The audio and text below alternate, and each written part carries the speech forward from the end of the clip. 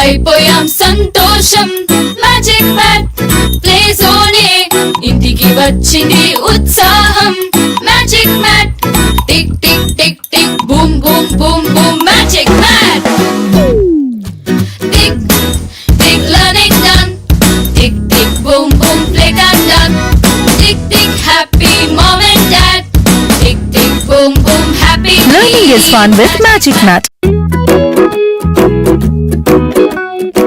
ఇప్పటి పిల్లలు డిజిటల్ ప్రపంచంలో పుట్టి పెరుగుతున్నారు. వాళ్ళ చుట్టూ చాలా గ్యాడ్జెట్స్, వాళ్లతో కమ్యూనికేట్ అయ్యేలా. అందుకే స్కూల్లో కూడా అదే టెక్నాలజీ ఎక్స్పెక్ట్ చేస్తున్నారు. మన పాత పద్ధతులు వాళ్ల ముందు చెల్లవు. మీ స్కూల్లో మై టాకింగ్ ట్రీ ఉంటే పిల్లలకి ఇంటరాక్టివ్ గా నేర్పించొచ్చు. పిల్లలు ఎటువంటి ప్రెషర్ లేకుండా చదువుకోవచ్చు.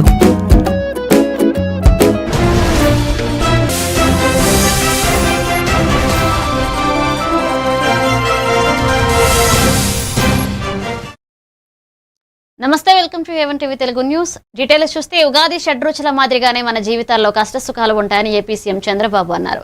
ఉగాది పచ్చడి మన జీవితాన్ని ప్రతిబింబిస్తుందన్నారు.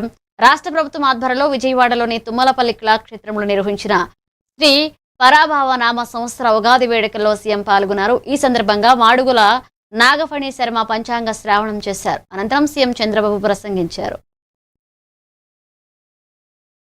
నిరంతర చైతన్యంతో ఓటమి ఆయన్ని ఆపలేదు కాబట్టి, వయసు ఆయన్ని అలిసిపోనివ్వదు కాబట్టి ఆ మహనీయ మూర్తి నేతృత్వంలో గౌరవనీయ మంత్రివర్యులు కందుల దుర్గేష్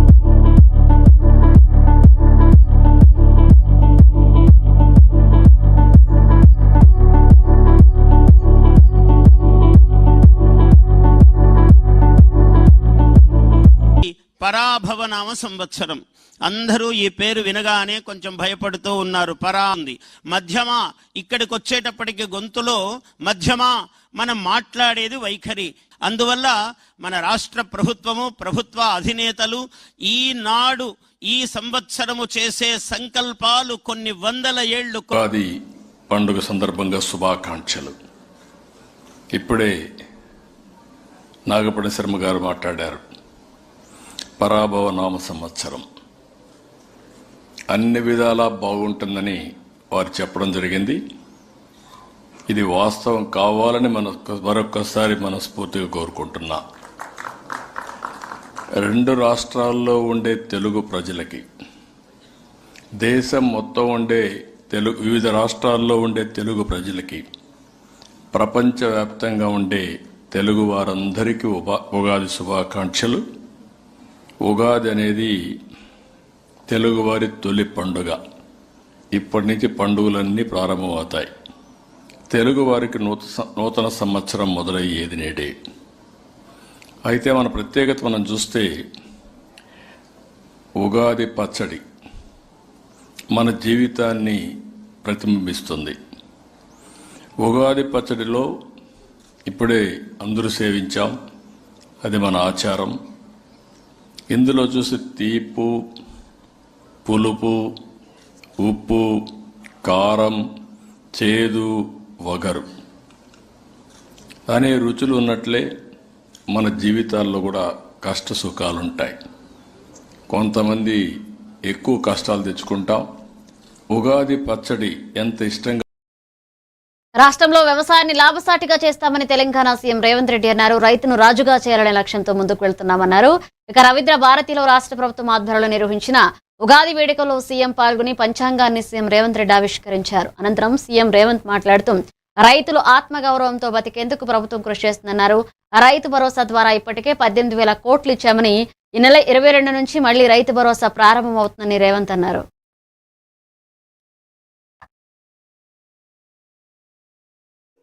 ఈ 5 ఉన్నాయి.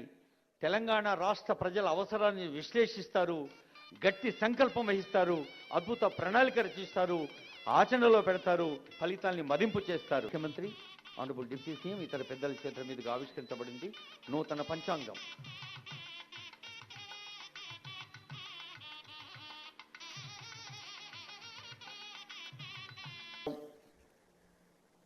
రైతునామ సంవత్సరం, తెలుగు సంవత్సరం, ఉగాది పండగ ప్రధానంగా వ్యవసాయదారులకు, వ్యవసాయాన్ని నమ్ముకున్న రైతులకు, రైతు కూలీలకు ఇది ఒక గొప్ప పండగ. తెలంగాణ రాష్ట్రంలో వ్యవసాయాన్ని లాభసాటిగా చేసి రైతును రాజును చేయాలన్న లక్ష్యంతోనే మా ప్రభుత్వం ప్రధానంగా ముందుకు మన ప్రధాన జీవనాధారం వ్యవసాయం.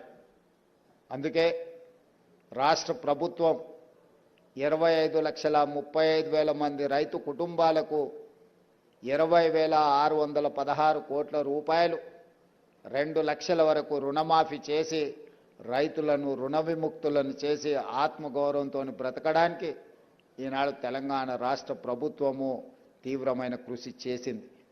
అదేవిధంగా ప్రతి ఎకరాకు ప్రతి సంవత్సరం 12,000 రూపాయలను ఈనాడు రాష్ట్ర ప్రభుత్వం 2024 ముందు 5 ఏళ్లు పండుగలు జరుపుకోలేని పరిస్థితి ఉండేదని ఏపీ సీఎం చంద్రబాబు వ్యాఖ్యానించారు. విజయవాడలోని తుమ్మలపల్లి కళాక్షేత్రంలో నిర్వహించిన శ్రీ పరాభావ నామ సంవత్సర ఉగాది వేడుకల్లో ఆయన వివిధ రంగాల్లో సేవలందించిన 38 మందికి కళారత్న, 122 మందికి పురస్కారాలను అందించారు.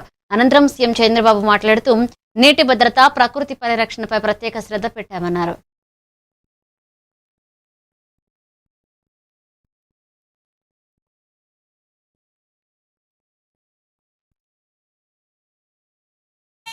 ప్రతిభను చాటినటువంటి పెద్దలు ఆర్వీఎస్ సుందరం గారు సత్కారం అందుకుంటున్నారు. తదుపరి చిన్ని నారాయణరావు గారు, మళ్ళీ నెల్లూరు జిల్లా నుంచి సాహిత్య విభాగం చిన్ని నారాయణరావు గారు. గట్టిగా ఉండాలి కరతాళ ధ్వనులు. మీ రౌండ్ వచ్చేటప్పుడు కూడా అలాగే మౌనంగా ఉంటే బాధేస్తుంది. గట్టిగా చప్పట్లు కొడదాం, అభినందిద్దాం పెద్దల్ని. చిన్ని నారాయణరావు గారు. తర్వాత రొక్కం కామేశ్వరరావు గారు గుంటూరు జిల్లా నుంచి. ఈరోజు మీరందరూ చూస్తున్నారు 2024 ముందు, 2024 తర్వాత. ఆ రోజు ఈ రాష్ట్రంలో పండుగలు లేవు, ఎవరు ఆనందంగా నవ్వుకునే పరిస్థితి కూడా లేదు. పిల్లలు కూడా మన సంస్కృతి ఇది కూడా గుర్తుపెట్టుకోవాల్సిందే. మీరు ప్రపంచంలో అందరికంటే ఉన్నతమైన సంస్కృతి సాంప్రదాయాలు భారతదేశానికి ఉన్నాయి. ఈరోజు చాలా దేశాల్లో చిన్నపిల్లలు తల్లిదండ్రులు చూసుకోకుండా ఓల్డ్ ఏజ్లో ఉండే పరిస్థితి ఉంది. అంటే ఓల్డ్ ఏజ్ కూడా అవసరం లేకుండా, ఓల్డ్ ఏజ్ హోమ్స్ అవసరం లేకుండా పిల్లల్ని చూసుకునే సంస్కృతి ఉన్న ఏకైక దేశం భారతదేశం. ఈ విషయం మనం పెద్ద కుటుంబం సుఖ సంతోషాలకు నాంది. అదే మరి చిన్న కుటుంబం ఒంటరితనానికి. తెలంగాణ భవన్లో శ్రీ పరాభావ నామ సంవత్సర ఉగాది సందర్భంగా నిర్వహించిన పంచాంగ శ్రావణ కార్యక్రమంలో బీఆర్ఎస్ వర్కింగ్ ప్రెసిడెంట్ కేటీఆర్, ఎమ్మెల్యేలు, ఎమ్మెల్సీలు, ఎంపీలు, పార్టీ నాయకులు పాల్గొన్నారు. ఈ సందర్భంగా నిర్వహించిన సాంప్రదాయ పూజా కార్యక్రమంలో కేటీఆర్ పాల్గొన్నారు. అనంతరం ప్రముఖ పండితులు మృత్యుంజయ శర్మ, ఫణీంద్ర శర్మ పంచాంగ శ్రావణం చేశారు. ప్రభుత్వ వైఫల్యాలతో ప్రతిపక్షానికి బలం పెరుగుతుందన్న పండితుల జోస్యం చెప్పారు.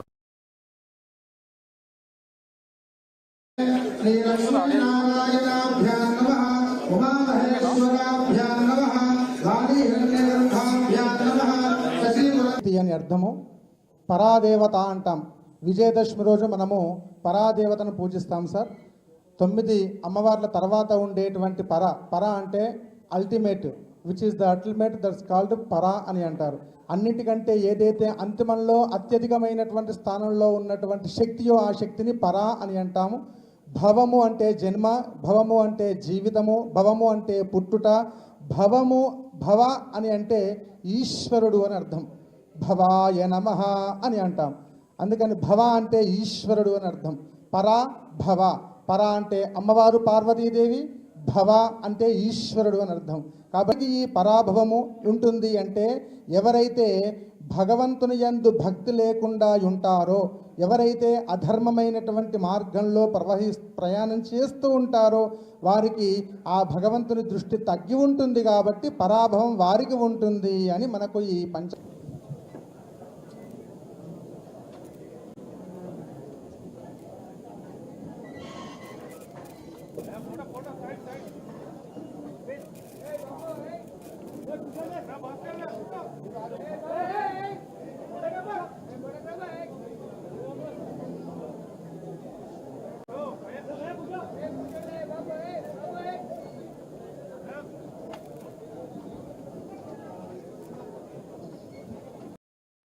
పరాభావ నామ సంవత్సరం పేరు వినగానే భయపడాల్సిన పని లేదని, అధర్మతులకు పరాభావం, ధర్మతులకు ప్రభావమే పరాభావ నామ సంవత్సరం అని ప్రముఖ పంచాంగకర్త బాచంపల్లి సంతోష్ కుమార్ అన్నారు.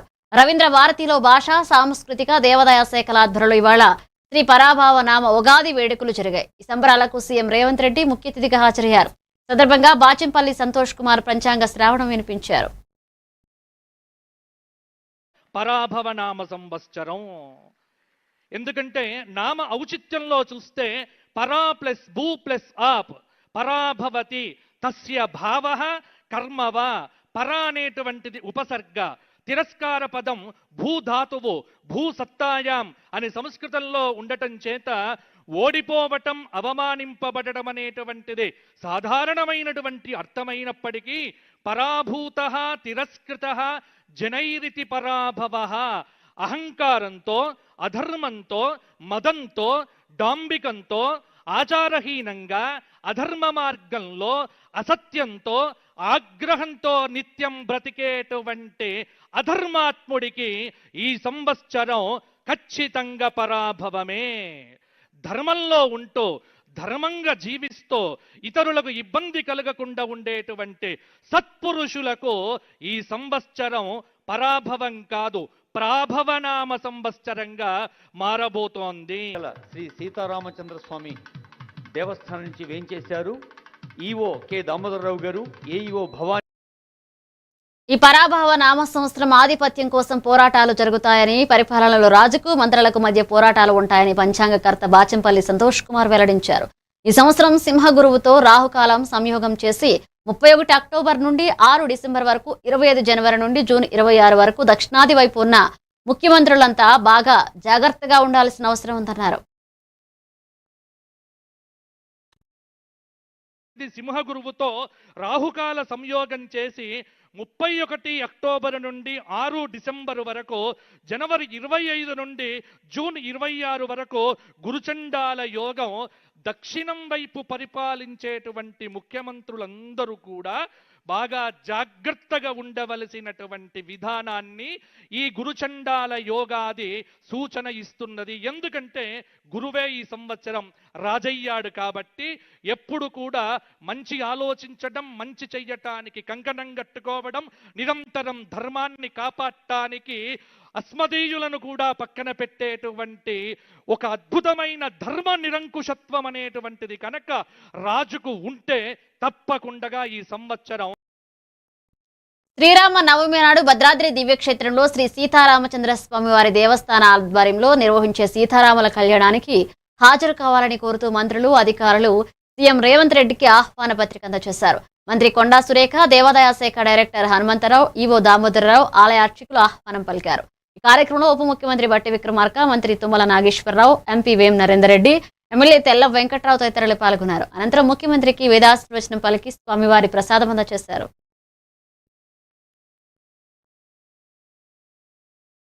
శ్రీమన్మహారాజశ్రీ తెలంగాణ రాష్ట్ర ముఖ్యమంత్రి వర్యులు యనుమల రేవంత్ రెడ్డి మహోదయుల సముఖమునకు భద్రాచల శ్రీ సీతారామచంద్ర మహాప్రభువుల వారి తిరుకళ్యాణ మహోత్సవ శుభాహ్వాన పత్రిక స్వస్తి శ్రీ విజయాభ్యుదయ శాలివాహనచక చాంద్రమాన పరాభవనామ సంవత్సర చైత్రశుద్ధ శ్రీరామనవమి శుక్రవారం అభిచ్చస్కంగా తిరుకళ్యాణ మహోత్సవము జరిపించుటకు బ్రహ్మర్షులు, శ్రీపాంచరాత్ర దివ్యాగమ శాస్త్ర ప్రవక్తకులు అయిన నారద, భరద్వాజ, కపింజల, వశిష్ఠ మహర్షి తల్లజులచే శుభముహూర్తము నిర్ణయించడమైనది. కావున ఏతద్రాజ్య పరిపాలకులైన తాము సకుటుంబ బంధుమిత్ర పరివార సమేతముగా విచ్చేసి శ్రీ సీతారామచంద్రుల తిరుకళ్యాణ మహోత్సవమును సేవించి కళ్యాణ మంగళాక్షతలను శిరస్సున ధరించి శుభ పరంపరలతో విరాజిల్లవలసిందిగా కోరుచు మంగళం మహత్ శ్రీ శ్రీ శ్రీ శ్రీ ఇట్లు శ్రీరామ సేవలో కార్యనిర్వహణాధికారి శ్రీ సీతారామచంద్ర స్వామి వారి దేవస్థానం భద్రాచలం. అలాగే అఖిల మంత్రి మంత్రిమండలికి కూడా, అలాగే సమస్త భక్తజనానికి కూడా వారి సమక్షంలో అందరికీ కూడా కళ్యాణానికి సాదరంగా. వైఎస్ఆర్ కాంగ్రెస్ పార్టీ తాడేపల్లి కేంద్ర కార్యాలయంలో శ్రీ పరాభవ నామ సంవత్సర ఉగాది వేడుకలు ఘనంగా జరిగాయి. ఈ ఉత్సవాల్లో పార్టీ అధినేత జగన్, భారతి దంపతులు పాల్గొన్నారు. సాంప్రదాయబద్ధంగా పంచకట్టు, భుజాన కండువాతో హాజరైన జగన్ దంపతులకు వేద పండితులు పూర్ణకుంభంతో స్వాగతం పలికారు. కార్యాలయ ప్రాంగణంలో నిర్వహించిన ప్రత్యేక పూజల అనంతరం ప్రముఖ సిద్ధాంతి పిడపర్తి భాస్కర సుబ్రహ్మణ్య శాస్త్రి పంచాంగ శ్రావణాన్ని వినిపించారు. కేంద్ర రాష్ట్ర ప్రభుత్వాల మధ్య విమర్శలు పెరిగే సూచనలున్నాయని, అయితే వ్యక్తిగతంగా వైఎస్ జగన్మోహన్ రెడ్డికి, వైసీపీకి ఈ ఏడాది అంతా మంచే జరుగుతుందని సిద్ధాంతి వెల్లడించారు.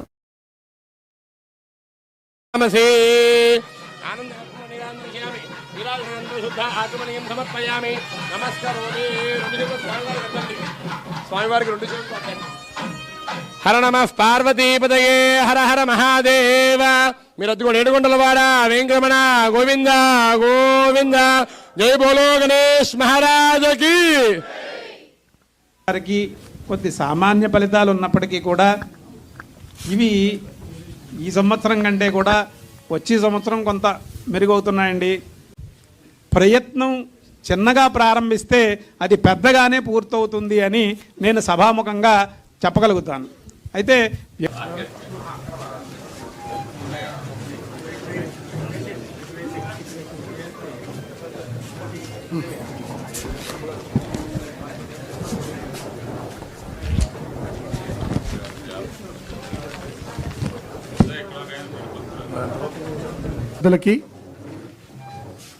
వేద మంత్రాలతో ఆశీర్వదించినటువంటి వేద పండితులందరికీ కూడా ఉగాది పురస్కారం కార్యక్రమం ఉంటుంది. దయచేసి అందరూ కూడా కూర్చోవలసిందిగా రిక్వెస్ట్ చేస్తాను. సీఎం చంద్రబాబు ఉగాది రోజున సీఎంఆర్ఎఫ్ ఫైల్ పై తన తొలి సంతకం చేశారు. మొత్తం 6,787 మందికి ఆర్థిక సాయం అందించే 55.63 కోట్ల దస్త్రంపై సీఎం సంతకం చేశారు. అంతకుముందు తిరుమల దుర్గగుడి అర్చకులు సీఎం చంద్రబాబుకు వేదాశీర్వచన పలికారు. అనంతరం ప్రసాదాలు అందజేశారు.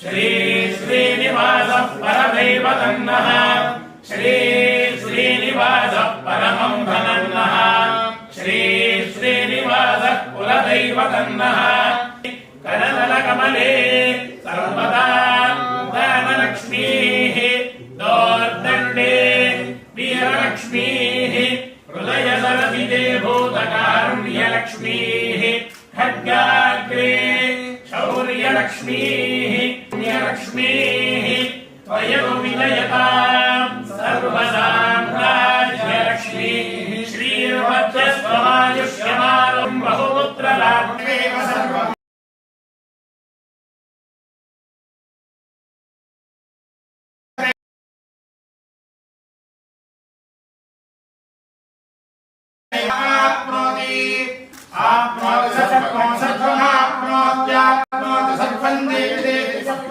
సర్వశత్రుపీడా పరిహారే నమోస్తుతే శయమానం భవతి సదాయ పురుషేంద్రియాయ శేవేంద్రియే ప్రతిష్టతి మనోజ్ఞానికా పరదేవతా సిద్ధిరస్తు తథాస్తు. పరాభవనామ సంవత్సర శుభాకాంక్షలు.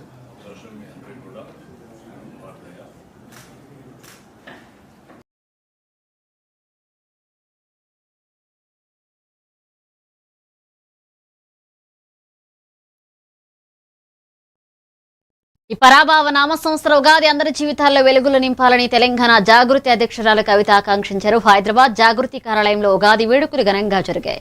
ఈ సందర్భంగా కవిత మాట్లాడుతూ ఈ రోజు కాంగ్రెస్ పార్టీ అధికారంలో ఉంది, రేపు జాగృతి అధికారంలోకి రావచ్చంటూ ఆశాభావాన్ని వ్యక్తం చేశారు. ప్రతి ఉగాది రోజు ప్రజా బడ్జెట్ ను తెలంగాణ జాగృతి ప్రవేశపెడుతుందన్నారు. వాళ్ళ యొక్క పరిస్థితి కానీ ఈసారి నుండి మాత్రం ప్రతి ఉగాదికి తెలంగాణ జాగృతి ప్రజా బడ్జెట్ని ప్రవేశపెడుతుంది. ఇది మళ్ళీ చెప్తున్నా, నేను మీడియాలో చెప్తున్నా, రేపు పొద్దున జాగృతి గవర్నమెంట్లోకి వచ్చిన జాగృతి సంస్థ వాళ్ళు ప్రజా బడ్జెట్ ప్రవేశపెట్టాల్సిందే. ఎందుకంటే మీరు ప్రజల మధ్యలో ఉంటారు కాబట్టి, అక్క మరి ప్రజలు ఇది కోరుకుంటున్నారు, ఇది పెట్టండి మీరు బడ్జెట్లో అని రేపు మీరు చెప్పాలి. దానికోసమే ఇలా మనం నాంది పలుకుతాము. ఇలా మనందరం కూడా ప్రజల మధ్యలో ఉన్నటువంటి సందర్భంలో మనం ప్రజలేం కోరుకుంటున్నారు అని చెప్పి ఒక ఆలోచన చేసి మనం రాసుకున్నటువంటి బడ్జెట్. రాష్ట్ర ప్రభుత్వం దాదాపు 3,23,000 కోట్లతోని బడ్జెట్ పెడుతుందని చెప్పి చెప్తా ఉన్నారు. సో వాళ్ళు ప్రభుత్వంలో ఉన్నారు, ప్రజలు వాళ్ళని ఆశీర్వదించి దీవించారు కాబట్టి ప్రభుత్వంలో ఉన్నారు కాబట్టి 1,00,000 కోట్లు వాళ్ళు ఎట్లన్నా పెట్టుకొని, సోనియమ్మ పేరు పెట్టుకొని, రాజీవ్ పేరు పెట్టుకొని, ఎవరి పేరన్నా పెట్టుకొని, కానీ మిగతా 2,23,000 కోట్ల రూపాయల కోసం మాత్రం ప్రజల నుంచి వచ్చిన ఫీడ్బ్యాక్ తోని తెలంగాణ జాగృతి ప్రజా బడ్జెట్ ప్రవేశపెడతా ఉన్నది. ఈ 2,23,000 కోట్ల రూపాయలు మనం చెప్పినట్టుగా ప్రభుత్వం కన్సిడరేషన్లకు తీసుకొని కేటాయింపులు జరిపినట్టయితే మేం ప్రభుత్వానికి చేసే సూచన ఏంటంటే ఇన్కమ్ జనరేట్ అవుతుంది, సంపద క్రియేట్ అవుతుంది. ఎట్ ద సేమ్ టైం అవసరమైన సెక్షన్స్ అన్నిటికీ కూడా వాళ్ళు కోరుకుంటున్నటువంటి సమస్యలు తీరడం కానీ వారు కోరుకున్నటువంటి వనరు లభించడం కానీ జరుగుతుంది. నేనేమో గుడ్డిగా అందరికీ అన్ని పనిచేసేయండి రాష్ట్రానికి ఆదాయం ఉండొద్దని అనేటటువంటి వ్యక్తిని కాదు. మాజీ ఎమ్మెల్యే పిన్నెల్లి రామకృష్ణారెడ్డి నెల్లూరు జైలు నుంచి విడుదలయ్యారు. గురజాల కోర్టు బెయిల్ మంజూరు చేయడంతో ఆయన బయటకు వచ్చారు. ఈ క్రమంలో పిన్నెల్లికి వైసీపీ ముఖ్య నేతలు పార్టీ శ్రేణులు స్వాగతం పలికాయి. ఇక జైలు నుంచి బయటకు వచ్చిన అనంతరం పిన్నెల్లి మాట్లాడుతూ పెందుర్తి మండలంలో టీడీపీ వర్గాల గొడవలో తనపై అక్రమ కేసులు బనాయించారన్నారు. భవిష్యత్తులో తమకు తప్పకుండా ఒక రోజు వస్తుందన్నారు. తనని 99 రోజులు జైల్లో పెట్టి మానసిక క్షోభకు గురి చేశారని పిన్నెల్లి ఆవేదన వ్యక్తం చేశారు. మా మీద కేసు బరాయించి ఈ రోజుకి 99 రోజులు అక్రమంగా కూడా నిర్బంధించడం జరిగింది. ఆ గ్రామంలో ఈ సంఘటన జరగడానికి ఒక నెల ముందు కూడా ఆధిపత్య పోరులో 2 వర్గాలకు సంబంధించి ఇక్కడ గొడవలు జరిగినాయి. కన్సల్ట్ ఎస్పీ గారు కూడా ఆ గ్రామాన్ని సందర్శించడం జరిగింది. టోటల్గా కూడా ఆ గ్రామానికి సంబంధించి ఏం జరుగుతున్నది కూడా తెలుసు. స్పాట్ జరిగిన తర్వాత కూడా ఎస్పీ గారు కూడా మీడియా ముందుకు వచ్చేసి వాళ్ళ 2 ఆధిపత్య పోరు 2 వర్గాలకు సంబంధించి వాళ్ళు 2 తెలుగుదేశం వాళ్ళు చంపుకున్నారని చెప్పడం కూడా జరిగింది. కానీ ఉద్దేశపూర్వకంగా మమ్మల్ని టార్గెట్ చేసి అన్యాయంగా ఈ కేసులో మమ్మల్ని ఇరికించడం జరిగింది. నేను చెప్తా ఉన్నాను, ఖచ్చితంగా మాకంటూ ఒక రోజు వస్తుంది. వచ్చిన రోజు దీని వెనకాల ఎవరున్నారో ఎవరిని కూడా వదిలిపెట్టే ప్రశ్న లేదు. రాజకీయ నాయకులు కాదు, అధికారులు కాదు, ఎవరున్నా కూడా ఖచ్చితంగా వాళ్ళందరినీ కూడా చట్టం ముందు నిలబెడతాం. ఎవరైతే మమ్మల్ని మానసిక క్షోభ గురి చేసి ఈ రకంగా అన్యాయంగా కూడా మా పార్టీ పెట్టిన 15 సంవత్సరాల నుంచి కనీసం వాళ్ళ మొహాలు కూడా తెలియదు. మా ఆఫీసుకు కానీ మా దగ్గరకు కానీ వాళ్ళు వచ్చిన పరిస్థితి లేదు. కానీ వీళ్ళందరూ గూడు పుటానా చేసి ఏదైతే మమ్మల్ని పశ్చిమ గోదావరి జిల్లా ఉండి మండలం పెద్దపులేరు గ్రామంలో వ్యవసాయ శాఖ ఆధ్వర్యంలో నిర్వహించిన రైతన్న మీకోసం కార్యక్రమంలో ఉపసభాపతి రఘురాం కృష్ణంరాజు ముఖ్య అతిథిగా పాల్గొన్నారు. ఈ సందర్భంగా రైతులు ఆధునిక సాంకేతికత, డ్రోన్ వంటి పద్ధతులను వినియోగించి వ్యవసాయాన్ని అభివృద్ధి చేసుకోవాలని సూచించారు. సాంకేతికత వినియోగంతో ఖర్చులు తగ్గి లాభసాటిగా వ్యవసాయం చేయవచ్చని తెలిపారు. ఈ కార్యక్రమంలో అధికారులు, ప్రజాప్రతినిధులు పాల్గొన్నారు.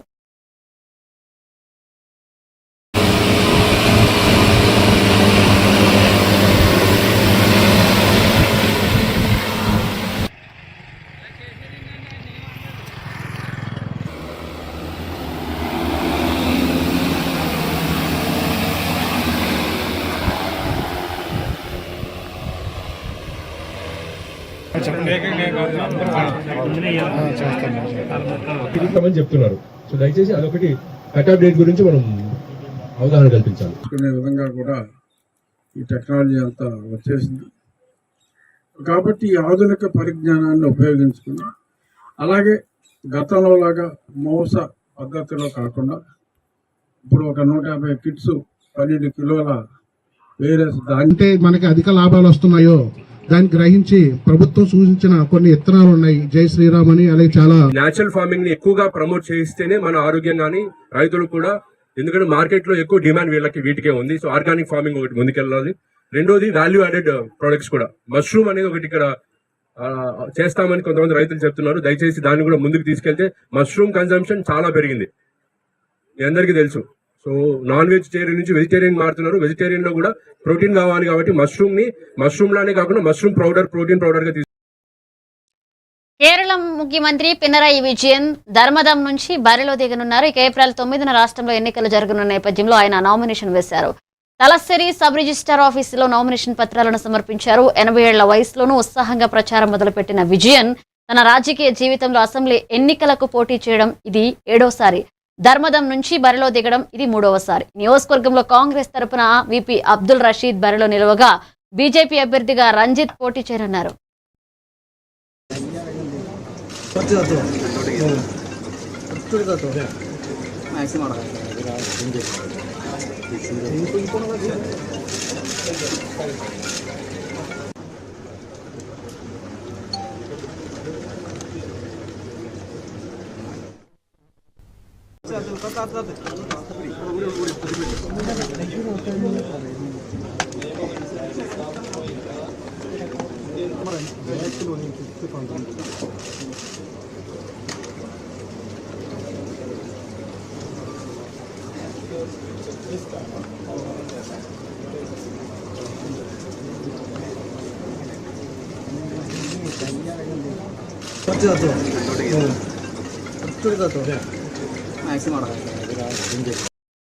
నెల్లూరు జిల్లా ఆత్మకూరు నియోజకవర్గంలో ఉస్తాద్ సినిమా విడుదల సందర్భంగా జనసేన పార్టీ నేతలు పవన్ కళ్యాణ్ అభిమానులు భారీ సంబరాలు నిర్వహించారు. జనసేన ఇన్ఛార్జ్ నలిశెట్టి శ్రీధర్ ఆధ్వర్యంలో బస్టాండ్ సెంటర్ నుంచి రామకృష్ణ థియేటర్ వరకు ర్యాలీ చేశారు. థియేటర్ వద్ద బాణాసంచా కాల్చి పవన్ కళ్యాణ్ చిత్రపటానికి పాలాభిషేకం నిర్వహించి జై పవన్ కళ్యాణ్ నినాదాలతో సందడి చేశారు.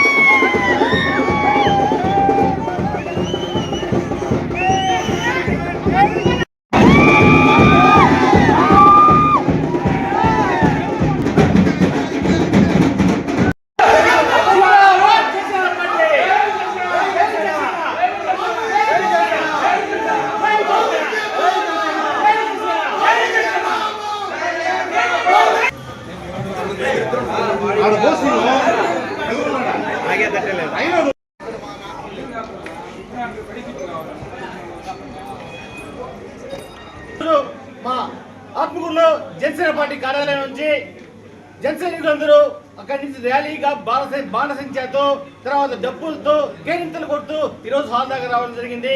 ఆల్రెడీ దేశవ్యాప్తంగా ప్రపంచవ్యాప్తంగా టాక్ వచ్చేసింది. ఈ మా ఉస్తాద్ భగత్ సింగ్ పవన్ కళ్యాణ్ గారి cinema bumper super block buster hit. కాబట్టి అటు సినిమా రంగమే కాదు, ఇటు రాజకీయ రంగమే కాదు, ఎక్కడైనా కానీ మా జనసేనాని పవన్ కళ్యాణ్ గారి నెంబర్ 1. జై జనసేన, పవన్ కళ్యాణ్ గారి నాయకత్వం.